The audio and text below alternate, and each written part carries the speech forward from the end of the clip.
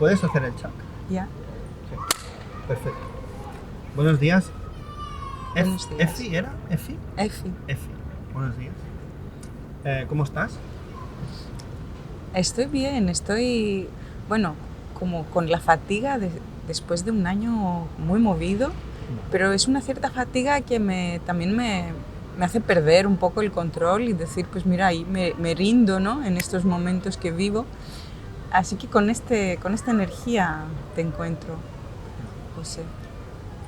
Yo siempre empiezo las entrevistas preguntando lo mismo, y es ¿por qué haces cine?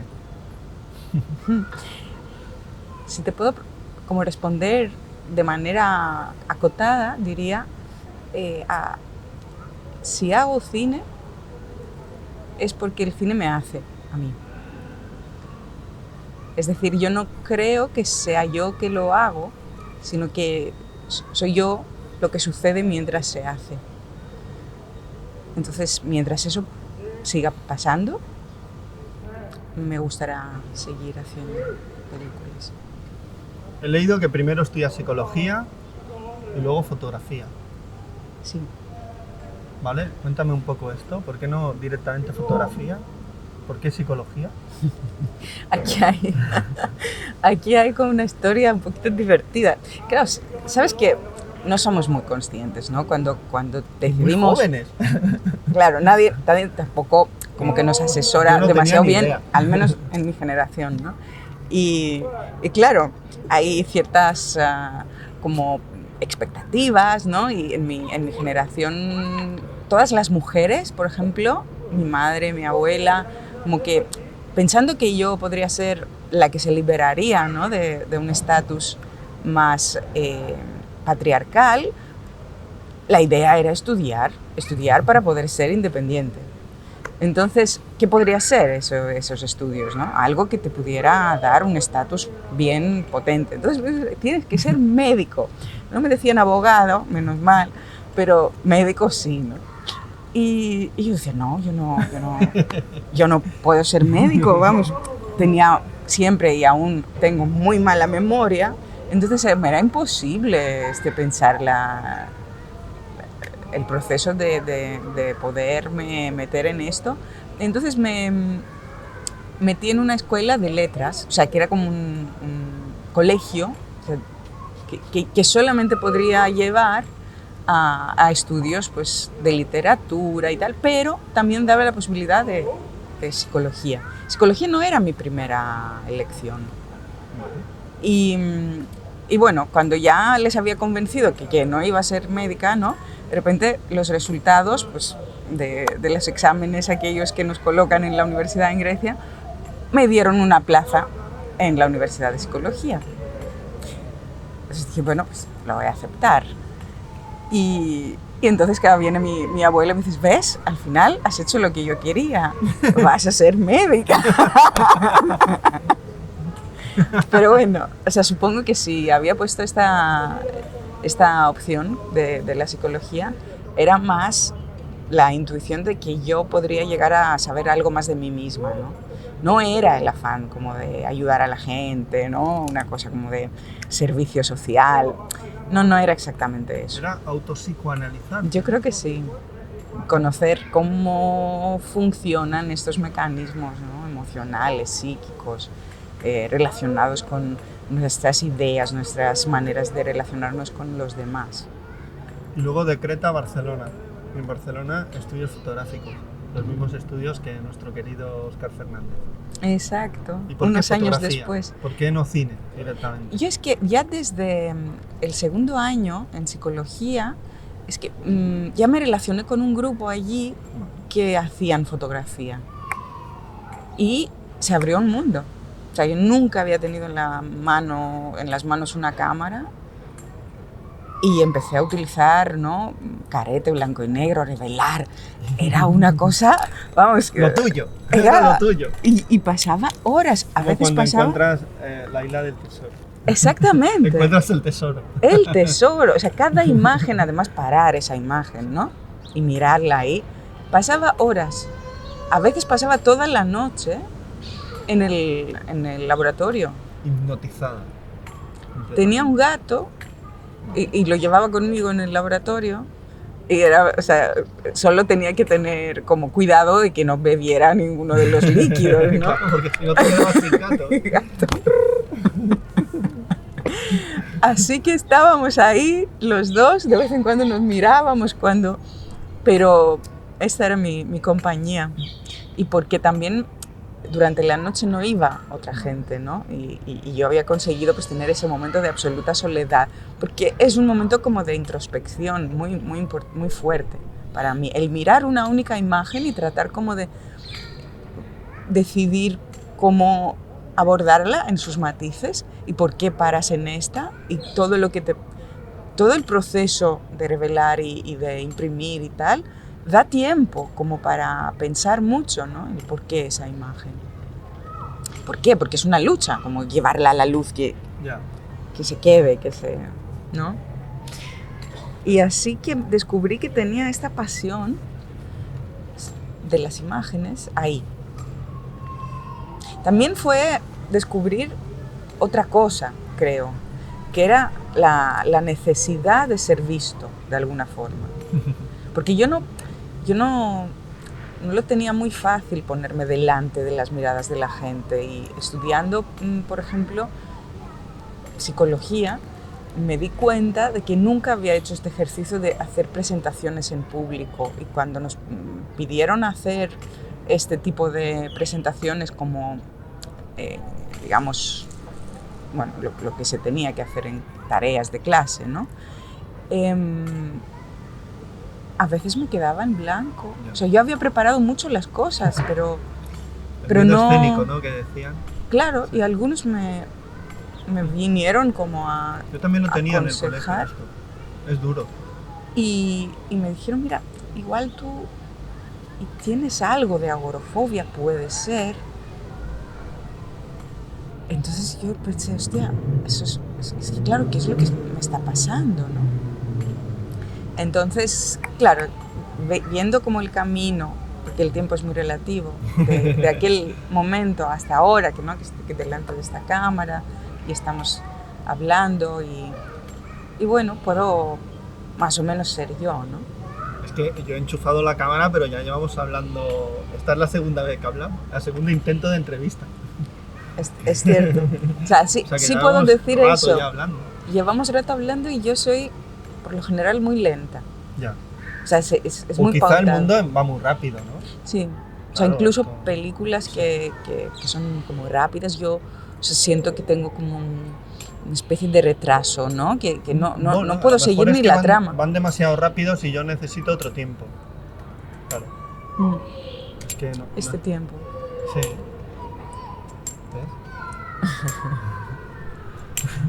¿Ves? Como tenemos un metrónomo. Es nuestro futuro esto. Sí, si no nos morimos antes, acabaremos así. Bueno, acabaremos, queda feo, pero estaremos así.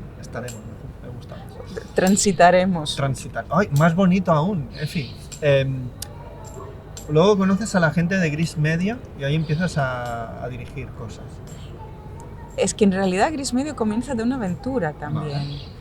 De una película sin financiación ni nada. Entonces nos tiramos como 2 meses rodando esta idea de Ángel Orlando, que no sé cómo lo ha hecho y ha traído ahí todo un grupo de gente, una troupe de personas entre los suyos de Italia y los que estaban aquí, y que estuvimos 2 meses sin cobrar nadie, evidentemente, haciendo esto. O sea, yo creo que es muy difícil encontrar una película que se dé tanto tiempo en el rodaje, durmiendo en tiendas de campaña, o sea, haciendo un poco de todo, todos.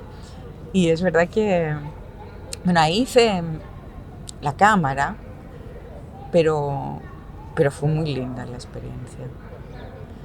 Y después, cuando terminé la escuela de foto, sí tenía ganas como de hacer algo más. Sentía que tenía como que de alguna forma entrar más en lo teórico, o intelectualmente me sentía que necesitaba como nutrir. La práctica era algo ya muy cotidiano, pero la teoría faltaba, ¿no? Sí, como... A ver, yo ya sé manejar una cámara, pero a ver qué tengo que contar. Sí, o ¿Cómo, sea, cómo me encuentro a mí para contar lo que quiero? ¿cómo me puedo entrenar en eso que podría ser la inspiración, ¿no? O cómo puedo empezar a entablar un discurso, ¿no? A pensar en la narrativa, en cómo comunicar. Y no en el sentido de la manipulación, sino en el sentido de poder realmente como desvelar algunas cosas, ¿no? Como cómo poderse quedar como más o menos desnudo, ¿no? Frente a eso que tienes. Y ahí empecé un máster en Bellas Artes y ahí es donde hice como bueno, dentro de la tesina que teníamos que entregar, hice un corto que hice que no se distribuyó ni nada, ni había productora en este momento, que yo no lo pensé como corto, lo pensé como parte de ese trabajo que tenía una parte escrita, una parte... Y ahí es lo primero que hice, porque yo pensé que eso lo iba a hacer con imágenes fijas. Y se me quedó muy corto. O sea, que hice una serie de imágenes y la sensación que tuve, porque en ese momento también se dio como que el resultado fue interesante, pero fue muy serial. Y entonces pensé, hostia, estás como repitiendo patrones y estás marcando como la figura de algo que puede parecer tu propia cárcel, ¿no? Y no quedé satisfecha. Entonces pensé, voy a volver a empezar y lo voy a ver desde otro punto, ¿no? ¿Qué es lo que pasa en estas imágenes? Y eran imágenes de gente como que de repente se había quedado inconsciente dentro de una realidad. Mientras hacía el desayuno, pum, secándose el pelo, pum, ¿no? Como si hubieran de repente desvanecido en un momento cualquiera de su realidad. En el pueblo de los malditos, sí, que pasaba no sé qué y se quedaban todos dormidos.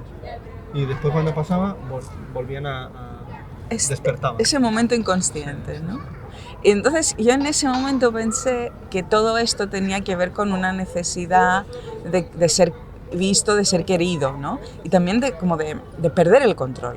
Entonces hice este corto y ahí comenzó un poco, bueno, la búsqueda más mía, ¿no? Pero nunca pensé que yo iba a dirigir nada. De hecho, hice eso, tampoco pensé que era como una obra para, o sea, ni la distribuí ni nada. O sea, ya te digo, no tenía conciencia de estar dirigiendo. No. Y hasta ahora, que de hecho podrías decir que es realmente medio tarde, ¿no? Y ahora tengo 47 años y tampoco pensaba que yo iba a tener pero nunca una peli. ¿Para qué o para quién? No, sí, es cierto. A ver, es verdad que... O sea, bajo los cánones... No hay cánones. Sociales, sí, es muy tarde. A ver, dirigir a la edad que tienes. Pero los cánones personales, no. No, es muy relativo. Sí. Hay mucha idea. Volvemos siempre al tiempo, ¿no? No sé.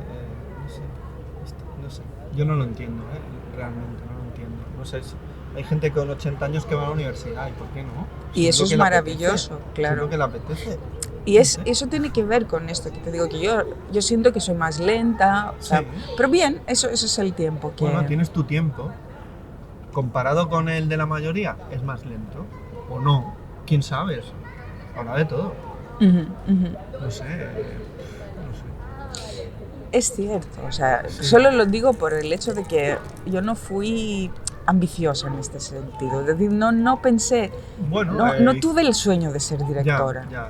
Eso sí. Sí, hay gente con 20 años que lo tiene y hay otra gente que lo tiene con 50. O hay gente que va haciendo cosas y nunca pensó que iba a hacer de dirigir ni nada. Esta película con Ernesto pues comenzó así un poco, en el sentido de que yo intenté al inicio que fuera otra persona que la dirigiera. O sea, tú ibas a hacer de producción, de foto y ya está. Sí, o sea, a mí me interesaba él, porque sentí como una fuerte atracción hacia su manera de expresarse, sobre todo. Es decir, o sea, tú te pones a dirigir esta película porque nadie más quería. Porque nadie más quería y sobre todo porque encuentras en Ernesto como... O sea, el reflejo del espejo, casi.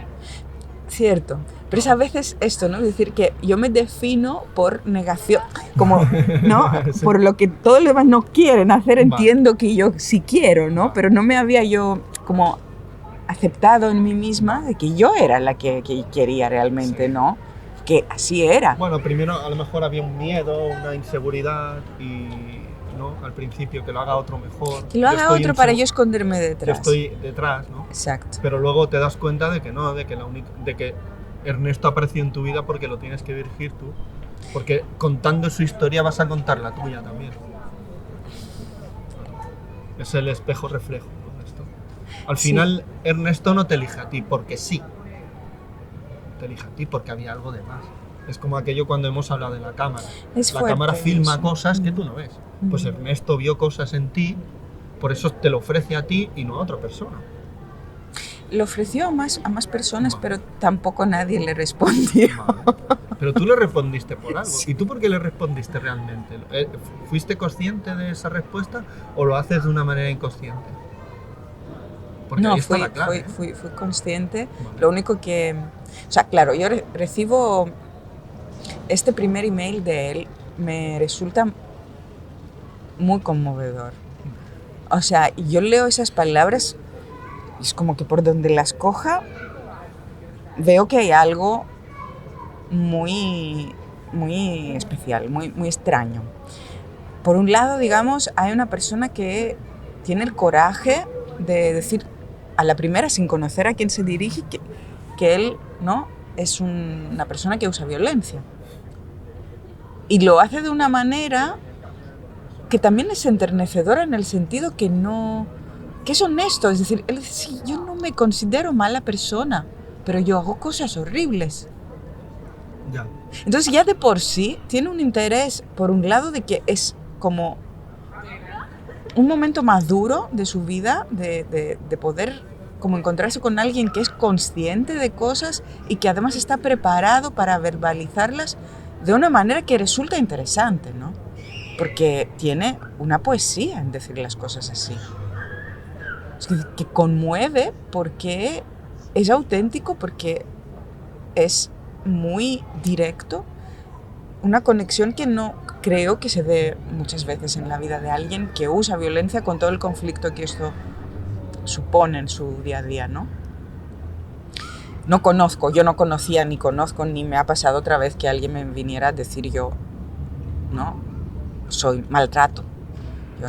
Yo no conozco. Yo pensé, y es que yo tengo personas alrededor mío que sé y lo he visto que hacen cosas violentas en sus relaciones y jamás, ni lejos, han tenido la lucidez de reflexionar sobre esto.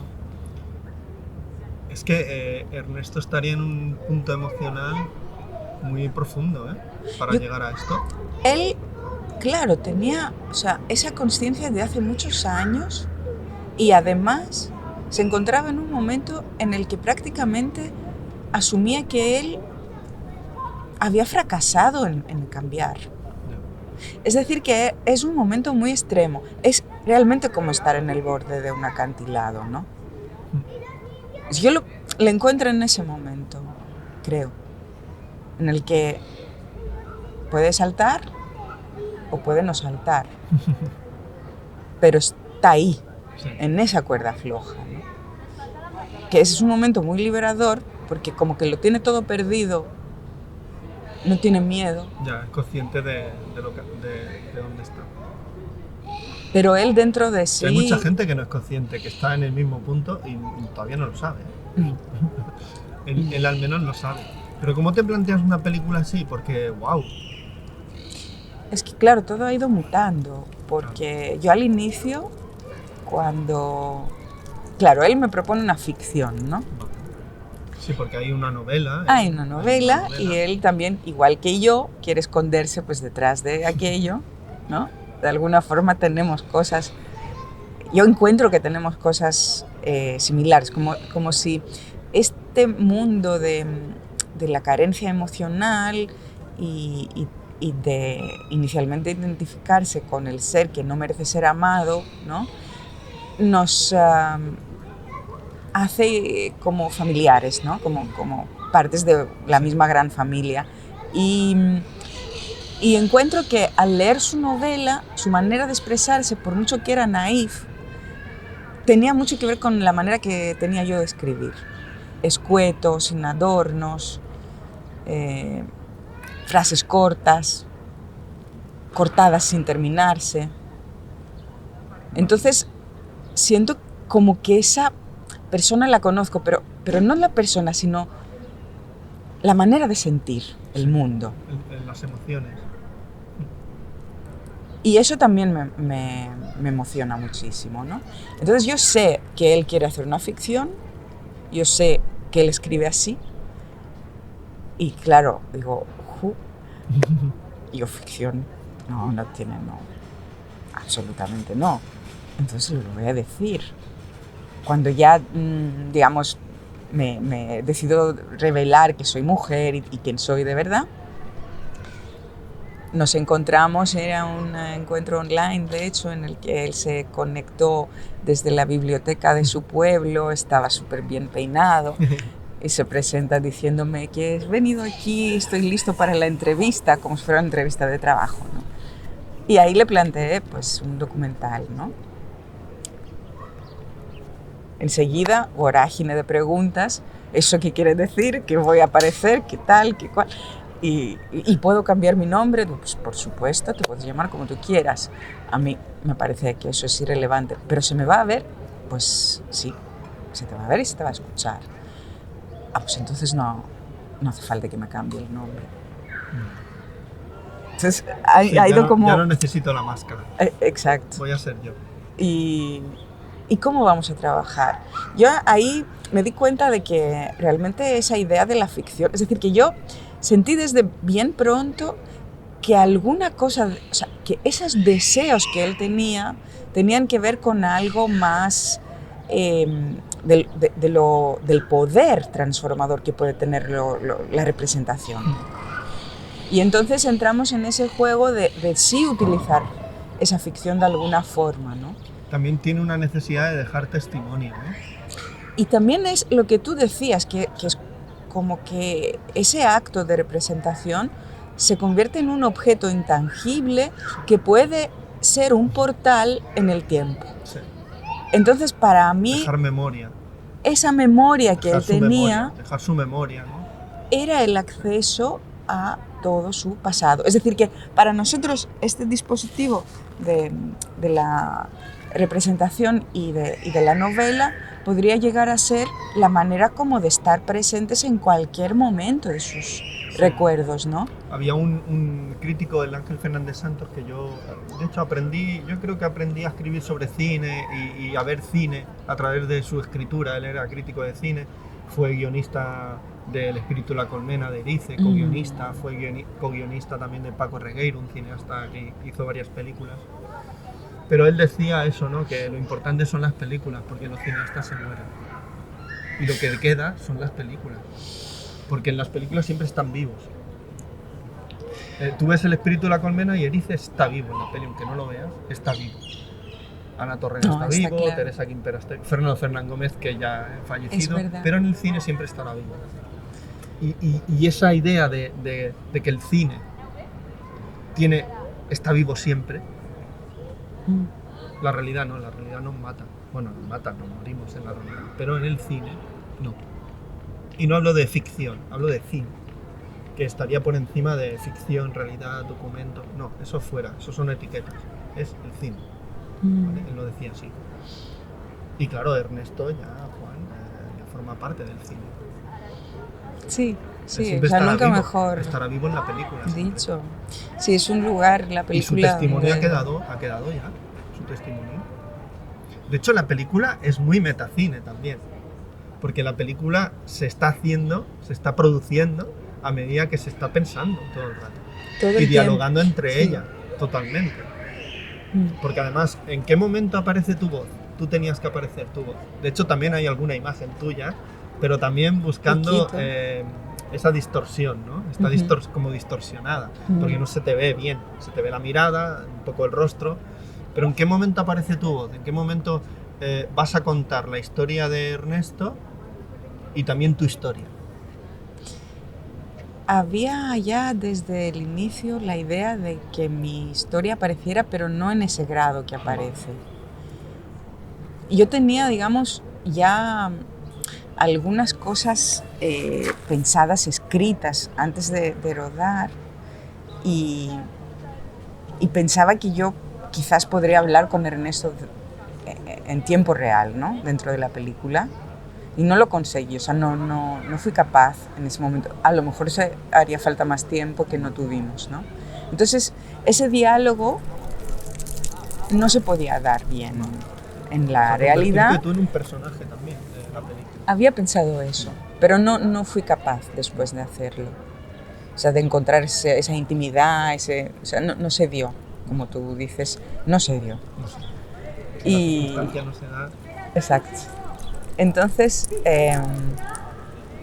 mi voz, yo tenía cosas escritas y hice ese ensayo como de utilizar estos paralelismos con después de la muerte de Ernesto. O sea, sí había escritas cosas, pero no había grabado la voz ni había como concretado, ¿no? Pero cuando él muere, pasan unos meses de crisis, pensando yo que no se iba a hacer ya. Y después de reencontrarme con Julián y pasar una noche en la que yo realmente, o sea, asumo que esto no se va a hacer, como una despedida con la película, en la casa de ella. De Julián. Ajá. La siguiente mañana, tomando el café, yo ya había guardado la cámara, había dejado en la habitación. Bueno, seguimos. Ella con el café empieza a contarme una historia y me dice: espera, pero antes de seguir tienes que traer la cámara, ¿no? Y ahí entendí como que de la misma manera que no se habían dado cosas, se daban cosas que yo tenía que atender. Y digo, bueno, pues voy a seguir a ver qué pasa aquí. No utilizamos, o sea, todo lo que se grabó con ella a posterior, no usamos eso. Eso fue también una decisión como de acotar, pero también una decisión ética. De dejarla vivir, de dejarla como seguir con su vida y, ¿no? Mantener aquello que sucedió con él hasta ahí. Y liberarla a ella. Entonces, cuando todo eso sucede, porque es un proceso como intenso dentro de mí, también había estado en laboratorios y expertos y tal, y a veces me encontraba con reacciones incluso hasta, te diría, violentas. Yo me encontré, no me lo olvidaré jamás, porque el día que él se suicida era pandemia. Y estábamos trabajando en un laboratorio y una de las expertas online, y una de las expertas se puso a reír, diciéndome: buenas noticias, por lo menos entonces esta película no se va a hacer. Como un poquito tratando o bien de ver hasta dónde yo podía llegar, o bien porque realmente le salió y que ella pues no estaba de acuerdo, ¿no? Es verdad que era siempre una idea y un proyecto que levantaba mucha controversia, ¿no? O sea, a la vez que había ese interés casi morboso de que lo leían y lo seleccionaban en el laboratorio St. Peaches, pero a la vez había esa actitud casi cobarde, casi hipócrita, ¿no? De después censurarlo y cancelarlo. Ya. Es muy extraño, pero yo viví eso. ¿Puedes hacer el chat? Sí. Perfecto. Entonces, te decía que bueno, hay como ya un proceso como un poquito catártico, ¿no? Sí. Después de afrontar la muerte, incluso las ideas de responsabilidad que conlleva, el asumir el fracaso, el asumir que esa película que podía no existir, pues, ¿no? Haber aceptado eso. Entonces, al haber aceptado eso, de alguna forma estás más libre, de la misma manera que quizás Ernesto lo fue al estar al borde del acantilado, ¿no? Y ahí empecé a jugar grabando mi voz. En soledad, momentos a veces, pues la mayoría de las veces era pronto por la mañana, me sentaba en el suelo, como que era, bueno, como un momento de recogida y entonces escogía textos y los leía. O sea, yo no aprendía lo que había escrito, nunca lo aprendí, no tengo buena memoria, lo leía. Y empecé a jugar.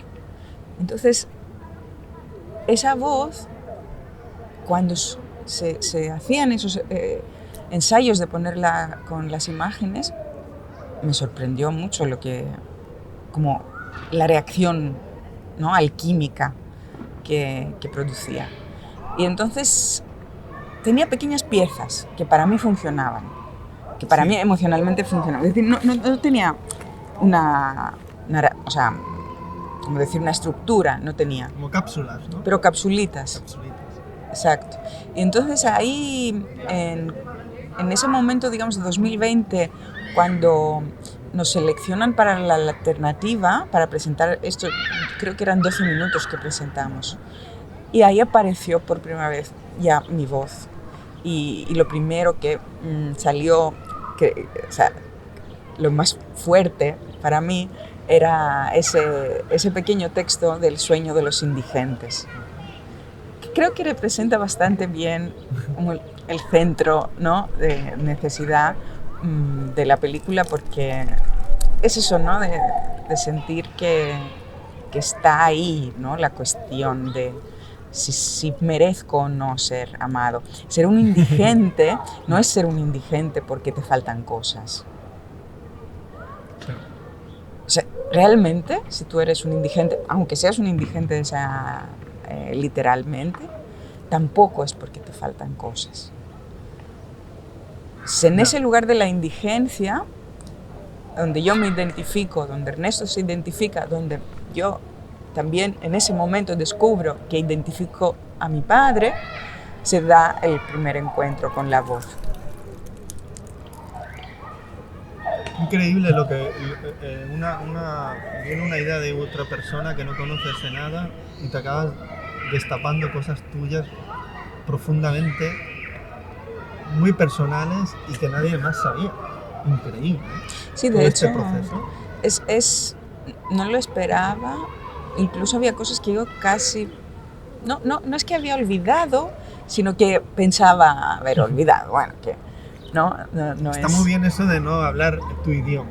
Esto también está muy bien, es muy significativo. Voy a dejar esto y me voy a ir.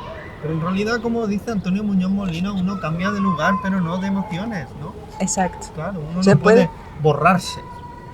Yo me acuerdo una vez que tuve una novia y me dice, pues José, ya no nos vamos a ver más, te voy a dejar. Y yo le dije, de una manera totalmente inconsciente, no lo pensé, me salió así. Dije, qué suerte que me puedas dejar tú a mí. A mí me encantaría dejarme alguna vez.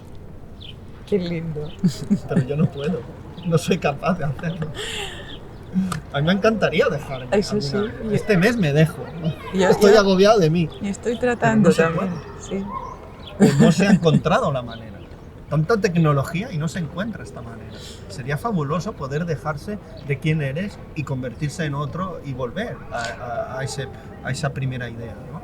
Exacto, sí. De hecho, eso tiene mucho que ver con por qué puedes querer hacer cine, ¿no? Claro. Entonces, para dejar de ser. Para dejar de ser. Pero en realidad no te buceas en ti, ¿no? O sea, estás siempre yendo hacia ti, eres tú. O sea, esta película la puedes contar siempre a través de ti, no la puedes contar. Claro. O sea, tú crees que la estás contando a través de otro, pero en realidad la estás contando a través de ti. Eso fue también otro hallazgo en el sentido de que cuando empezamos a montar ya con Tindir Damal, que apareció justamente después de esa proyección en la alternativa. ¿Y este quién es, este señor? Este señor viene en la alternativa porque tiene una película seleccionada. Para que veas estos pitching lo que dan, ¿no? No, muy, muy especial ese encuentro, la verdad. Entonces, su película Dark Light Voyage y y veo a esa persona mientras yo estaba haciendo el pitch, habiendo llegado a justamente aquel día la noticia que no recibíamos financiación y demás, yo llorando, pues entré ahí, me tiraron al escenario y veo a una persona con un sombrero ahí que me hacía... Ok. Y después ya más tarde vino y me dijo, hola, ¿qué tal? Quiero montar tu película. Hostia, qué guay, ¿no? Qué encuentro, ¿no? ¿Quieres? ¿De verdad quieres? Tenemos una deadline. O sea, ¿quieres? Ah, pues ya. Pues ya, ¿qué hacemos? Así un poco inconsciente, pero bueno, sí, es verdad que viendo su peli, que es hipnótica y es como, pensé, aquí estamos, bueno, estamos en un buen lugar. Ana María Bofarul, ¿cuándo entra en toda esta historia? Porque yo la conozco, ha pasado por aquí Ana, 2 o 3 veces, no sé cuántas ya. Ana es una persona que, o sea, yo cuando conozco a Ana, estamos haciendo un pitch en... Otro pitch, ¿eh? Otro pitch en las Islas Canarias y ella está es que lo que allí tienen con los su pitch son proyecto. encuentros. Encuentros. Esto es lo que tienen los pitch. A veces también... De gente que en otras circunstancias no te encontraría. Sí, sí, o sea, yo no me habría conocido con ella, aunque me habían hablado, porque yo era parte de Eva, Sí. que ella también, entonces en algún momento había alguien que me dijo, es que tú eres como Ana Bofarul, digo, ¿con quién? Vaya, quiero conocerla. A ver si ella es como yo. No, pensé que ella habrá pasado quizás de algo similar, pero ella ya como que ha logrado más cosas, que tiene más experiencia. Sí, tiene más... Entonces yo pensé, pues quiero conocer a esta persona, porque si es como yo, pues seguramente me podrá ayudar en algunas. Entonces nos conocimos allí y es cierto que había mucha afinidad. Y cuando nos empezaron a seleccionar a más lugares y ver la posibilidad de que realmente se tenía que apostar a apoyar este proyecto. Yo pensé, necesito más aliados. Entonces le dije, Ana, ¿no te gustaría acompañarme en esto? O sea, digo, no te prometo nada, pero tiene buena pinta porque, han pasado, lo peor ya pasó, que decir, ha habido la muerte de Ernesto y tal, y que aún así hemos sobrevivido. Ahora tenemos pues otras selecciones, podemos trabajar juntas para presentarlo a las subvenciones y demás. Y ella me dijo, bueno, sí, lo hago, pero o sea, yo lo hago por ti, ¿no? Un poco que, o sea, decir, más allá de lo que pase con el proyecto. Y también me gustó esto porque ella apuesta con, los recursos que tiene, pero es muy seria en el sentido de que lo que dice lo va a hacer. Y lo va a hacer de una manera respetuosa, de una manera acompañando, ¿no? Porque ella también es directora, entonces sabe muy bien cómo quiere ser tratada y por eso cómo trata también al otro. Entonces, debo decir que fue un acierto, Ana. Y claro, el título, ¿de dónde vino este título? El título cambió. Es lo último que sucede, de hecho. ¿Cómo era al principio el título? Era un vulgar y triste solitario. No sé, no me pega. No. Me pega. Es que claro... Pero hay que titularlo de alguna manera para presentarlo. No, era el título de la novela. Vale.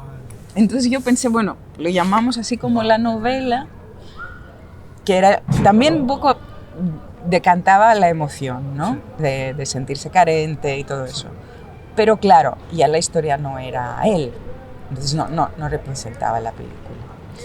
Y de las últimas cosas que yo escribo, como de la voz, que es lo que también sale como al final de la película, sí, sucede esa frase, ¿no? Ahora la luz cae vertical. Seguimos. Entonces este cambio de título sucede con esto, cuando ya sucede también el catarsis de la película, el final de la película. Se da el final de la película y entonces ya se revela el título, como última cosa. había tiempo para cambiarlo. Para mí el momento de la peli es cuando 2 actores y una actriz hacen de Ernesto y sus padres y él está allí dirigiéndolos, tú estás allí con tu cámara. ¡Ah, qué momento!, ¿no? ¿Cómo surgió este momento? De hecho, uno de los actores lo conozco. ¿A Tony? A Tony, porque yo daba clases donde él estudió interpretación. Yo daba clases de historia del cine y de guión. Sí, Tony Martínez. Sí. Y dije, wow. Yo digo, no es que sea el mundo pequeño, es que nosotros somos pequeños. Sí. Esto lo decía en un poema lo escuché. Decía, no es que el mundo sea grande, es que nosotros somos pequeños. Y nuestro radio de acción no es muy grande, es poco, es pequeño. Es pequeño, sí. Entonces nosotros dentro de lo pequeño nos relacionamos. Exacto. O sea, la idea de trabajar con actores viene justamente de la decisión de querer como acontentar ese deseo de Ernesto de hacer una ficción. Entonces, pero ahí es metacine, metalenguaje, ¿qué es eso? No sé cómo decirlo. Que yo pensé aquello como un casting. Vale. Como un casting, pero en el fondo también me gustaba mucho esa dualidad. Vale. Es decir, eso del Ernesto y Juan, ¿no? Sí. Pensé 2 actores, al menos dos. Y cuando teníamos que rodar esta escena, que de hecho lo hicimos en ese bar tan histórico también, J'aime que j'aime, muy, muy especial también ahí, pues el encuentro con Adrià, que también hicimos una escena con él, que él hace terapia transgeneracional, no lo sabía, él apareció allí como el hijo del dueño del local que no sabría, y luego, estando allí, cada uno como que se revela ser otra cosa, ¿no?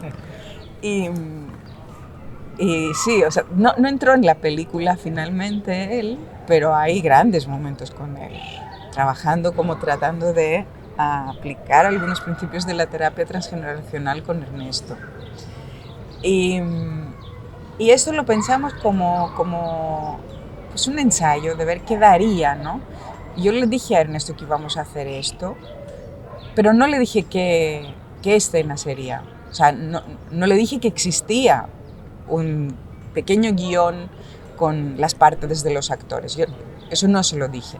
Pero tampoco le escondí nada en el momento de estar allí. Entonces, cuando Tony está allí con su parte, ¿no? Él ve que hay un guión. Y cuando él dice, el guión, es la primera vez que sabe que hay un guión. Entonces, hay como pequeños matices, sí. ¿No? Ahí la ficción y la realidad. La realidad y la invención, la ficción, el documento, todo se mezcla, todo entra y sale, Exacto. Ahí ya no puedes categorizar eso es otra cosa. No lo puedes categorizar. Es la vida también. Porque puedes decir que aquello es backstage. También hay cosas de ficción. Pero, sí. Entonces tú mientes, tú eres otro. Sí, tú estás haciendo ahí una performance, ¿no? Claro, tú estás ficcionando tu vida. Hace poco escuché una frase buenísima, documentar la ficción. Que es lo que le encanta a Oscar en los rodajes, documentar la ficción. Es verdad. Me encantaba a mí esta frase. Sí. Y acabáis la película y la selección en ITFA. Toma ya, ¿no? ITFA, Eso, de hecho, sucede ahí. Eso sucede en Creta. Uno de los festivales más importantes del mundo, de cine no ficción, dijéramos. Sí. Bueno, no ficción, por decir algo. Sí, porque puedes decir, bueno, sí, hay grandes festivales, Berlinale, Cannes, ¿no? Súper grandes, pero son principalmente de ficción. Sí. Y INFA es solamente documental, ¿no? Vale. Pero esto sucede, o sea, nosotros enviamos un CAD porque en Doc Incubator estaba Laura, y Laura Hasselman, que es una de las viejas, pues la más senior, digamos, de los programadores de ahí. Bien, me dice, tú preséntalo, porque yo llego tarde, yo no tengo el corte. Me dice, bueno, te voy a dar 5 días más, una semana más, después de la deadline, ¿no? Y digo, bueno, si nos hace esto, pues algo tenemos que enviar. Y lo enviamos, obviamente sin ser el último corte, sin música, sin nada de postproducción. nada. Y O sea, lo seleccionan. que teníais, y lo Sí. seleccionan. Y lo increíble, ¿eh? seleccionan. Y entonces nos quedamos todos así en plan, ¿y ahora qué? ¿Y ahora qué hacemos? Pues acabarla. Ahora sí que hay que acabarla, hay que hacer toda la pospo, ¿eh? Sí. Y empezó como ¿Ah, un mes y medio de correr, dormir 3 horas. Mes y medio solo. Madre Es que mía. quedaba todo ese tiempo. Claro, y mucho trabajo, ¿eh? Y en ese mes y medio grabamos la música porque la habíamos hablado, pero no habíamos grabado nada todavía. Y ahí después cerramos la mezcla de sonido y yo no estaba contenta, de manera que fuimos allí y luego reabrimos todo. La mezcla, música, todo. Volvimos a hacer el trabajo. ¿Y allí cómo fue en ITFA? ¿Cómo fue con el público? ¿Qué preguntaban? Mira, sí, eso es interesante porque ahí claro, te da otra película, ¿eh? Parece que hayas hecho otra peli, ¿no? es que yo no sabía qué esperar tampoco. Sabía que era controvertido y que a lo mejor habría gente que iría con una idea y se encontraría con otra cosa, ¿no? Y también era como un momento real, el primer momento real, como encontrándose con gente que no sabía nada. Y el primer screening que hicimos era para prensa.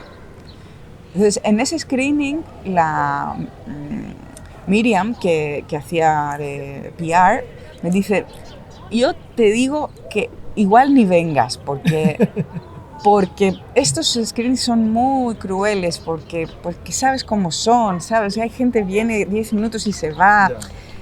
Pues si tú vienes, no tengas expectativas porque te vas a decepcionar. Digo, no te preocupes, sí, estoy preparada, solo quiero ver la reacción. Y de repente entra la gente, se llena la sala, muy bonita, de hecho, la sala, bueno, es que, claro, son unos cines increíbles aquellos, ¿no? De modernista, ¿no? De Tuschinski. Y de repente no sale nadie. Me mira ella y dice, no están saliendo. No sabe lo que iba a ocurrir tampoco, ¿no? Ella te puso en lo peor. Sí, me puse en lo peor. Sí, pero claro, no sabe, las circunstancias son las que son. Después termina la película, empiezan a aplaudir largo rato. O sea, no se van ni siquiera en los créditos. Bueno, porque tenían ganas de hablar contigo. No hablaron conmigo, pero no sabían que yo estaba ahí. De hecho, no había una Q&A ni nada en ese momento. No me conocían. Pero no se fue, o sea, porque también está la canción y hay los subtítulos de la canción hasta el final, ¿no? Y hay como ese tiempo que necesitas como para volver a pisar tierra y salir, quizás. Salir de la peli. Salir de la peli. Salir de la ficción de la peli, ¿no? O salir de la historia de la peli. Y sí, o sea, yo era como un espía un poco ahí, porque nadie sabía que yo estaba ahí, ¿no? Sí. Y, Incógnita. sí. Entonces sí escuché a algunos que decían, oye, ¿ahora qué hacemos? Tenemos que ir a tomar algo fuerte. Estaban ahí. Así. No te voy a contar lo que ha supuesto la peli para ti, porque la propia película lo explica. Claro. Aquí yo la pregunta que suelo hacer es, dime lo que te ha cambiado la peli, o dime lo que te ha ocasionado personalmente la peli, pero es que está registrado. Es la peli, claro. Es que está registrado. O sea, en este caso, ven mi película y verás lo que supuso la película para mí. Entonces, para terminar, quiero que me digas una película que hayas visto hace poco y te haya encantado y ahora me recomendarías. Una o dos o tres, ¿eh? Sí. O sea, si esta pregunta me la hicieras como un par de meses atrás, te diría Geographies of Solitude y Adieu Sauvage. Vale. ¿Y estas son? Y bueno, soy muy mala con los nombres, pero la Geographies of Solitude, de hecho estuvo también en la alternativa el año pasado, yo la vi en el ITFA, justamente. Y También hiciste turista cine. sí. Y es una directora que va a una isla a documentar Hay una las mujer. islas. Sí. Ahí hay una relación total con las islas. Sí. A mí me encantan las islas para contar una película. Además es una mujer que vive sola allí, documentando un poco el cambio climático, como tratando de ver reacciones, o sea, como el mundo entero, desde una perspectiva tan aislada y tan solitaria, puede uno como tomar la medida de los cambios, como todo llega en todas partes, ¿no? Sí, lo universal Pero siempre además, es cotidiano, ¿no? todo el cómo nos permite entrar en esto, a través del sonido, a través de la intimidad, sientes de estar siempre tan cerca, te da tiempo a habitar las imágenes, esto me conmovió mucho. Era como estar dentro de un sueño, o sea, muy real, pero que todavía esas imágenes siento que están vivas dentro de mí. Y el Adiós Savage también me sorprendió mucho porque Sergio... ¿También lo viste en ITFA? No, este lo vi en Doc Fest Múnich. Vale. Y después le he escrito al director, a Sergio Guataquira Sarmiento, este no me lo recuerdo. Sarmiento, tiene nombre como Valeria Sarmiento, la chilena. Sí, sí. Y entonces va a convivir con una familia en una tribu y como también tratando de volver a entender de dónde él viene, porque él vive en Bélgica, pero él es, si tú lo ves, es completamente indígena, pero él no es indígena, pero a la vez es decir, que lleva... Sí, hay una mezcla ahí. Entonces es muy lindo su trabajo. Y ahora mismo, volví hace 2 días de otro festival que se llama Message to Man, y ahí vi una película de ficción, porque estas 2 películas son documentales, y yo pensaba que jamás ninguna ficción iba a llegar a emocionarme como un documental, y creo que esta vez encontré una. Y es extrañísimo. Bueno, las sorpresas. Es una película que se llama Nobody Meets Your Eyes. Vale. ¿Esto de quién lo dirige esto? Esto lo dirige ¿En qué festival lo viste? En Message to Man. ¿Y esto dónde es? Esto es San Petersburgo. Vale. Es uno de los festivales, Antiguo digamos, Leningrado. un poquito Leningrado. Antigua Unión Soviética. Exactamente. ¿Para dónde es? ¿A qué país pertenece? Siempre es Rusia. Rusia, vale. Pero es... No hay tantos países por ahí. A ver, sí es cierto que es un momento como un poquito también controvertido en este sentido, que de hecho cuando yo quise presentar la película a este festival, Raina, que nos hace la distribución, me dijeron, mira, nosotros no lo vamos a hacer porque nosotros no dialogamos con rusos en ninguna manera, ¿no? De ninguna manera. Digo, vale, pues lo voy a hacer yo. Pues, a mí no me parece que hay que censurar. Esa gente está haciendo otro trabajo. Esto es muy injusto. Es muy injusto. Porque si no, ¿con quién podrías hablar? Quiero decir, esa gente está haciendo... También es verdad que hay que llegar también al otro lado, ¿no? Sí, no. Y además, ahora mismo no hablarías con un cineasta israelí. ¿Por qué no? Exactamente. Es que no tiene nada que ver. No tiene nada que ver. Es decir, si es esta la gente que puede llevar cambio ahí... Claro, es que no, me parece muy injusto. Muy una cosa de cosas del mundo que no me gustan. Es una cultura de censura, es una cultura de opresión. Sí. No es justo. No es justo. A mí me ha tocado nacer allí como me podía haber tocado en la otra parte de la frontera. Además es racista, además es como... Bueno, es como que se contradice con muchas cosas, ¿no? Entonces, bueno, ahí...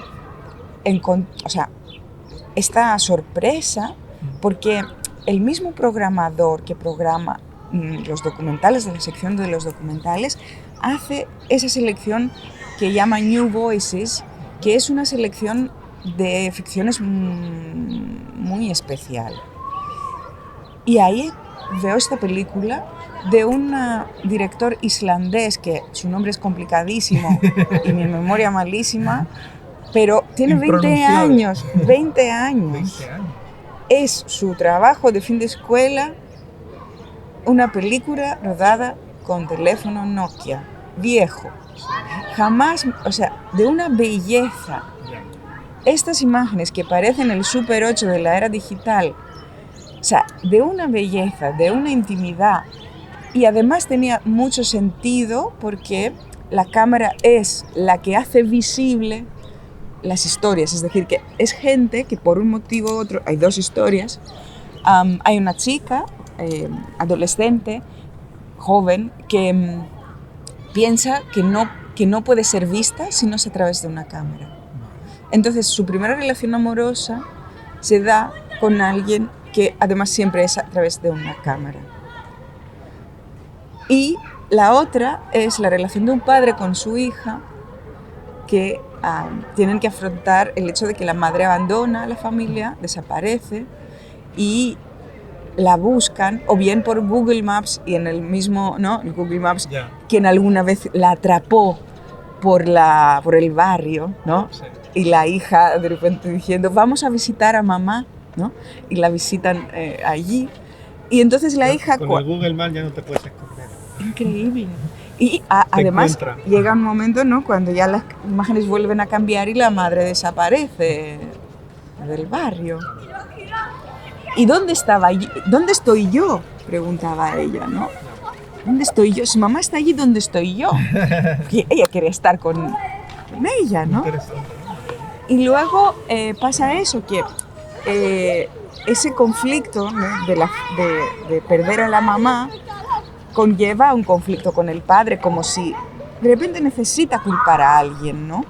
Y entonces, para poder encontrarse con el padre, la hija establece esa regla, que no lo ve, el padre no está allí si ella no lo ve a través de una cámara. Interesante.